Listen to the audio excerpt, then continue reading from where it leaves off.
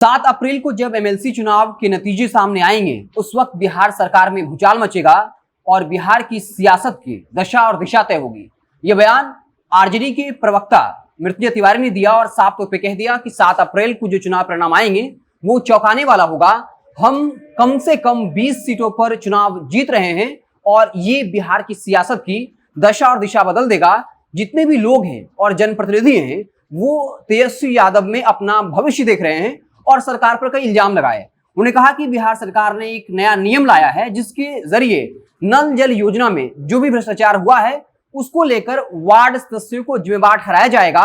भ्रष्टाचार करे अधिकारी और इसका खामियाजा भुगते जनप्रतिनिधि। साफ तौर पे जितने भी जनप्रतिनिधि हैं वो तेजस्वी यादव अपना भविष्य देख रहे हैं। इसके अलावा ये कह दिया ये सरकार ऐसी है जहां दरोगा विधानसभा अध्यक्ष की बात नहीं सुनते हैं, चपरासी मंत्री की बात नहीं सुनता है, अफसरशाही हावी है। और कई बार ऐसे आरोप सरकार पर लगते रहे हैं जहां खुद सरकार के कई मंत्रियों ने आरोप लगा दिया था। आप उदाहरण के तौर पे देख लीजिए, जो मदन सहनी जो बिहार सरकार में मंत्री हैं, जेडी कोटे से मंत्री ने एक आरोप लगाया था कि उनके विभाग में चपरासी भी उनकी नहीं सुनता है और उन्होंने इस्तीफा देने की पेशकश कर ली थी। हालांकि उसके बाद नीतीश कुमार ने मना लिया। तो कई बार इस तरह के इल्जाम लगते रहते हैं। इसको लेकर मृत्युंजय तिवारी ने साफ कर दिया कि इस सुशासन की सरकार में चपरासी भी मंत्रियों की नहीं सुनता है और जितने भी जनप्रतिनिधि हैं उन्होंने तेजस्वी यादव में यकीन किया है। और 7 अप्रैल को जब एमएलसी चुनाव के परिणाम आएंगे तब वो चौंकाने वाले होंगे। और साफ तौर पे ये एमएलसी का चुनाव आरजेडी के लिए काफी महत्वपूर्ण है और खास करके तेजस्वी यादव के लिए, क्योंकि उन्होंने एक नया एक्सपेरिमेंट किया है A to Z फॉर्मूला का। और अपने चुनावी सभा के दौरान ये बात कहते हुए सुने गए थे कि सिर्फ यादव लोगों को वोट देने से हम चुनाव नहीं जीत जाएंगे, आपको भूमिहारों को, सवर्णों को भी जिताना होगा, तभी हम मुख्यमंत्री बन पाएंगे, नहीं तो फिर आप लोग समझ लीजिए। और इस बार के एमएलसी चुनाव में लगभग 50% टिकट जो है सवर्णों को दिया गया, जिस वजह से यादव नेताओं में खासी नाराजगी देखने को मिली और कई यादव नेताओं ने बगावत किया, जिसके बाद तेजस्वी यादव ने कई नेताओं को सस्पेंड भी कर दिया, 6 साल के लिए पार्टी से निष्कासित कर दिया।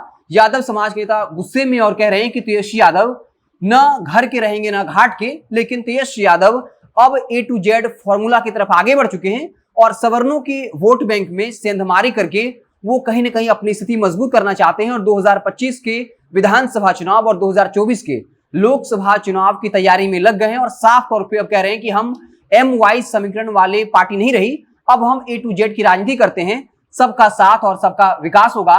लेकिन जब 7 अप्रैल को एमएलसी चुनाव के परिणाम आएंगे तब साफ हो जाएगा कि क्या वाकई में तेजस्वी यादव ने जिस A to Z समीकरण की बात कही थी, जिस तरह से 50% सवर्णों को टिकट दिया, क्या वाकई में उनमें से अधिकतर लोग चुनाव जीत कर आते हैं। 7 अप्रैल को इसका फैसला हो जाएगा। हालांकि इसी बीच मृत्युंजय तिवारी ने यह दावा कर दिया कि कम से कम 20 सीटों पर हम चुनाव जीत रहे हैं, क्योंकि 70 से 80% चुनाव में हमारे लोग जीत कर आए। लेकिन ग्राउंड पर कुछ हालात अलग हैं।